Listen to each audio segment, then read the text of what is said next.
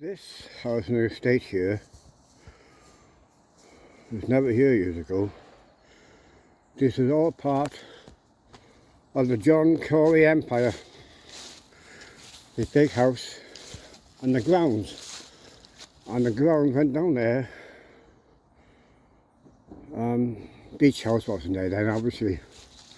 The flats, they weren't there. And I think the grounds went all the way down to that little bridge that goes over the Coryton railway line. And this was all part of the gardens that John Cory had. He was a shipping magnate, hence the word Corytown, or abbreviated to Coryton. But it must have been bloody lovely in the old days when there was no motorway. Like I say, these houses weren't here, and it was absolutely beautiful in the summer and in the winter. There's rhododendrons here, and when they're out in full bloom, and azaleas, and when they're out in full bloom in the summer, oh, it's a wonderful colour. It really is lovely. And more mulberry trees than new, because you can imagine it's been about 70, 80 years ago, 90 years ago, so most of these trees weren't here. I expect the rhododendrons would have been here, but they'd have been here, and some fir trees would have been here. Now down there is a pond.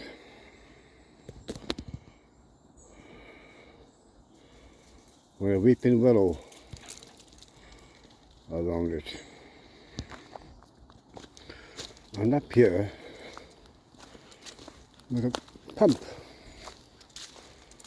because there was a fountain in it. Oh, I suppose there was a fountain, but the water from the pump to come down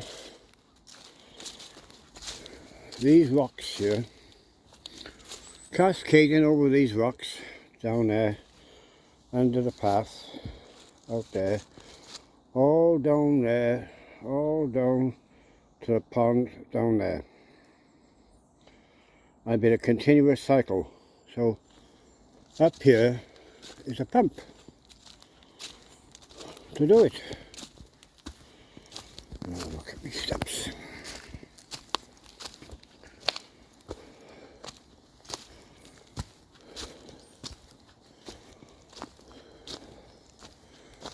Here is a pump to pump the water down.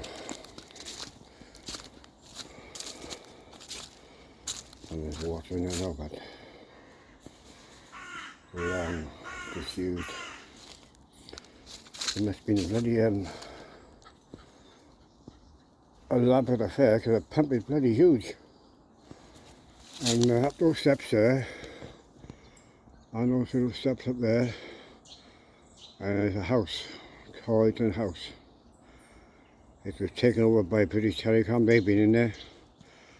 And now it's a home for autistic children. So the water would have cascaded all the way down there. All down these rocks. It must have been bloody wonderful on a continuous cycle.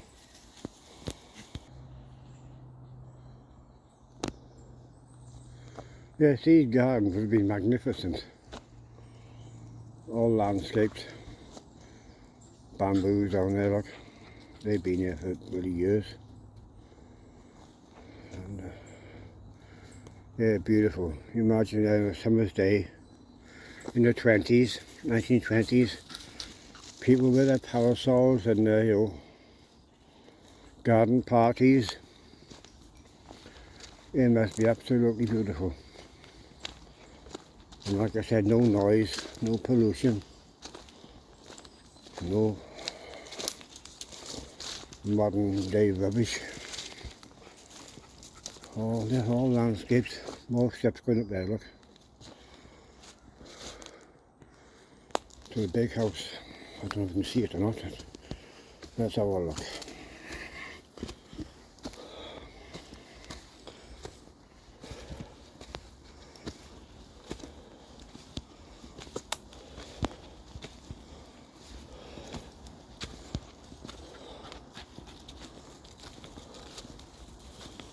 no you can't see it. But there's more ground, there's a fence over there, and there's more ground in there. But no, all you can see there's a bit of a roof going through there, a bit of red, and that's about it. But in those days all this would have been open. This tree would have been here because it's bloody huge. And these trees would have been here, Scots pine. And I gotta get down home. I'll break my bloody neck.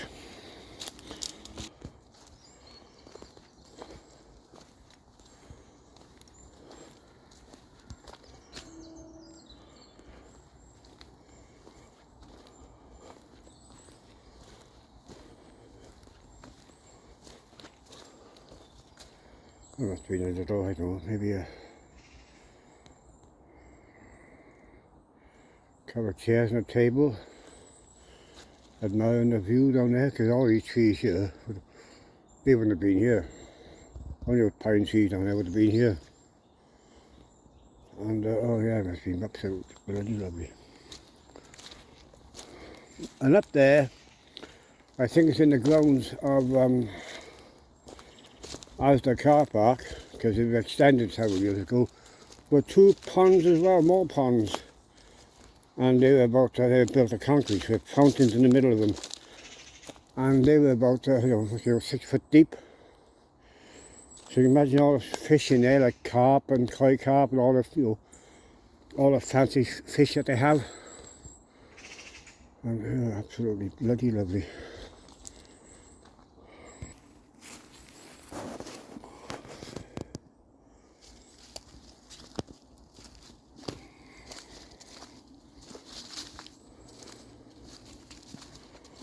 Barbecues by the pool. They had barbecues in those days because down here there's a barbecue stand made of brick.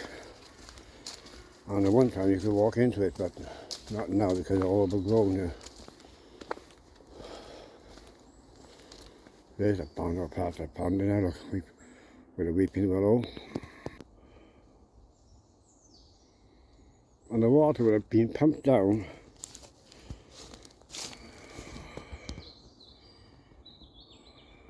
the grid over there. It would have gone over around there and then back up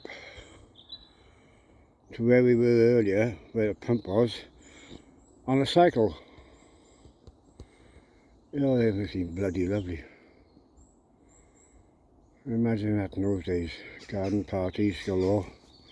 Because he had plenty of money, John Corey, with the shipping. That barbecue stand there is over there. You can walk into it one time. It's right there, look.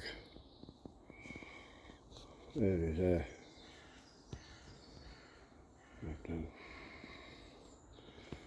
It's all overgrown here. People have had a bit of a clean up here, but it's a full-time job down here. It's not a part-time job, it's a full-time job. Every day to keep on top of it. And here's another view. And here's the grid, where the water will have come down, a bit of a channel there, right? Down into there, and gone back up there and around again.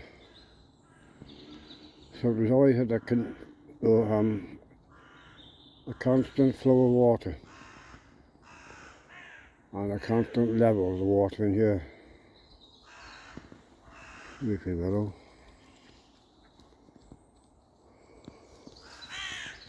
Yes, these fir trees would have been here.